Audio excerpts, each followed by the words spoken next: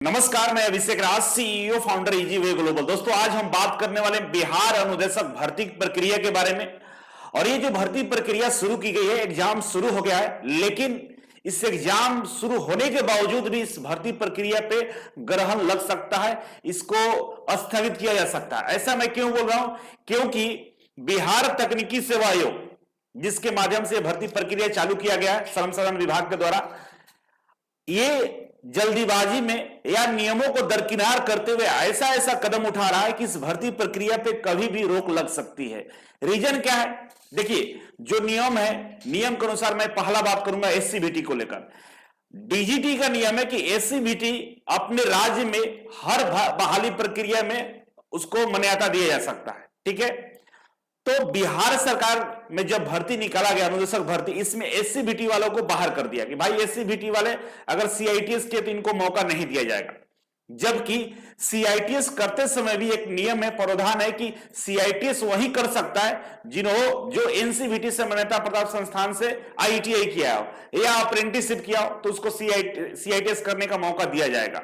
जब सारे अभ्यर्थी एससीबीटी से थे और उनके पास सीआईटीएस का सर्टिफिकेट था, डिग्री था, मार्कशीट था, फिर उनको फॉर्म भरने से क्यों वंचित किया गया? दूसरा नियम यह है क्योंकि सीआईटीएस में ऑलरेडी बिना एनसीवीटी के, बिना अप्रेंटिसशिप के एससीबीटी वालों को मौका नहीं दिया जाता सीआईटीएस करने का। जब उन्होंने सीआईटीएस कर लिया, जब डीजीटी अप्रूवल कर दिया कि भाई ये अनुदेशक बनने योग्य है, तो आप कौन होते ही नहीं रोकने वाले? क्योंकि आपके सारे कॉलेज एनसीवीटी से मान्यता प्राप्त है। पहला सवाल। दूसरा सवाल यह है कि एससीबीटी एक नियम होता है कि एससीबीटी अपने राज्य में जितने भी भर्तियां होती है ना, उस क्वालिफिकेशन को लेकर उस सभी में योग्य माना जाता है, एलिजिबल माना जाता है। लेकिन यह तकनीकी सेवा आयोग इसे आयोग घोषित कर दिया, बोला कि हम एससीबीटी वालों को यहां पे फॉर्म नहीं भरने देंगे, जबकि इस तरह का प्रावधान नहीं है। अब जब इन्होंने एससीबीटी वाले सारे अभ्यर्थी नियोजन भवन जाकर घेराव किया, मंत्री जी से बात किया, तब इनको मौका दिया गया दोबारा से कि चलो भाई तुमको फिर से हम फॉर्म भरवा लेते हैं, फिर से आपका एग्जाम दे देंगे और मेरिट लिस्ट सबको मिलाकर हम जारी कर देंगे। ऐसा इसमें लिखा हुआ है। ठीक है ना, आप लोग पढ़े होंगे, हम पढ़ के बताएंगे नहीं, लेकिन हम आपको बता दे रहे हैं कि क्या लिखा हुआ है। सारांश ये कि एससीबीटी के लिए फिर से ऑनलाइन फॉर्म भरने की प्रक्रिया शुरू की जाएगी और उसमें एससीबीटी वालों को फॉर्म ले लिया जाएगा, इनका एग्जाम डेट रीशेड्यूल किया जाएगा, अलग से इनका एग्जाम होगा और एग्जाम लेने के बाद दोनों का कंबाइंड मेरिट लिस्ट जारी कर दिया जाएगा। ठीक है, ये तो पहला एक सोल्यूशन इन्होंने निकाल लिया। अब दूसरा, देखिए इसका नतीजा क्या होने वाला है। दूसरा समस्या ये है कि बिहार तकनीकी सेवा आयोग ये भर्ती निकाला है 2023 में। ठीक है ना, ये भर्ती कब आई है? 2023 में भर्ती आई है। और इसमें जो मिनिमम एज, न्यूनतम एज की जो क्राइटेरिया रखा है, न्यूनतम एज का जो क्राइटेरिया रखा है वो 2022 कर दिया है कि भाई हम 2022 अगस्त तक ही हम लेंगे। ये कहीं से भी सही नहीं है।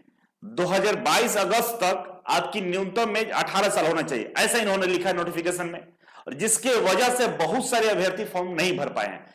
जबकि नियमता यह होता है कि जब नोटिफिकेशन 2023 में आया है तो भाई 2023 रखो ना, जिस महीने नोटिफिकेशन आया है। मैं ये क्यों बोल रहा हूं कि ये नियम नहीं है? क्योंकि 2017 में जल संसाधन विभाग में भर्ती आई थी और उसमें भी यही नियम था, इसी तरह का नियम था कि भर्ती निकाला गया था 17 में और उसमें मिनिमम एज जो मांगा जा रहा था वो 2022 का मांगा जा रहा था, सॉरी 2016 का मांगा जा रहा था, जिसके वजह से कैंडिडेट हाई कोर्ट चला गया था। और हाई कोर्ट का जजमेंट पड़ा हुआ है जिसमें हाई कोर्ट स्पष्ट कर दिया गया है कि जब भर्ती निकाली जाती है, जिस भी महीने में निकाली जाती है, उस महीना और उस साल का प्रावधान होना चाहिए, न कि पिछले साल का। और इस भर्ती प्रक्रिया में एक बहुत बड़ी गड़बड़ी है और इसको लेकर कुछ अभ्यर्थी हाई कोर्ट जा चुके हैं और रेफरेंस में उस जजमेंट को उन्होंने लगाया भी है कि भाई ये हमारा रेफरेंस जजमेंट है, जो हाई कोर्ट का ही जजमेंट है, फैसला सुनाया है। तो इस भर्ती प्रक्रिया पे हमें लगता है फिर से पुनः एक बार रोक लग सकता है और हाई कोर्ट हो सकता है इनको बोले कि भाई वैसे व्यक्ति जो इस आपके इस प्रावधान के कारण, एज के कारण, कि जो जिसमें आपने 2022 कर दिया, जिसके वजह से जितने भी अभ्यर्थी फॉर्म नहीं भरे, इनका भी फॉर्म फिर से भरवा लो। तो ये सारी घन चक्कर चलता रहेगा। अल्टीमेटली किसका समस्या हो रहा है? किसको नौकरी नहीं मिले? अभ्यर्थी को, कैंडिडेट को, जो सीआईटीएस करके घूम रहे हैं। और पता नहीं ये जितने भी महापुरुष लोग हैं ना, ये सब श्रम साधन विभाग में पड़े हुए हैं, ये सब बीटीसी में पड़े हुए हैं, एक से एक फैसला लेते हैं। दूसरा नोटिस देखने को मिला है गेस्ट इंस्ट्रक्टर का, उस नोटिस को हम सत्यापित नहीं बोल रहा हूं कि नोटिस सही है या गलत है, लेकिन नोटिस आया हुआ है जिसमें गेस्ट इंस्ट्रक्टर की भर्ती के लिए नोटिफिकेशन जारी किया गया है श्रम साधन विभाग की तरफ से। मतलब पता ही नहीं चल रहा कि ये लोग करने क्या वाले हैं।